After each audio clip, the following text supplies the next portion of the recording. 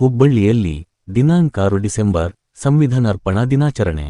ವಿಶ್ವ ಬಹುಜನ ಧ್ವಜ ಮತ್ತು ಸಂವಿಧಾನ್ ರಕ್ಷಾ ಸೇನಾ ವತಿಯಿಂದ ಸಂವಿಧಾನ್ ದಿವಸ ಆಚರಣೆ. ಈ ಸಂದರ್ಭದಲ್ಲಿ ಟ್ರಸ್ಟ್ನ ಅಧ್ಯಕ್ಷ ಸದಾನಂದ್ ಬಿ ತೆರಡಾಲ್ ಇವರು ಡಾಕ್ಟರ್ ಬಿ. ಆರ್. ಅಂಬೇಡ್ಕರ್ ಇವರ ಪ್ರತಿಮೆಗೆ ಮಲಾರ್ಪಣೆ ಮಾಡಿದರು. ಈ ಸಂದರ್ಭದಲ್ಲಿ ಈಶ್ವರ್ ತೆರಡಾಲ್, ರಾಜು ನಾಯ್ಕರ್, ಕಾರ್ತಿಕ್ ತೆರಡಾಲ್, ಪ್ರಕಾಶ್ ಕಂಜರಭಟ್, ಮಂಜುನಾಥ್ ಕಲಾಲ್, ಮಾರುತಿ ಹುಟಗಿ, ಹೊಸೆ ಮೀರಿ, ಮಹಾದೇವಿ ಉಪಸ್ಥಿತರಿದ್ದರು.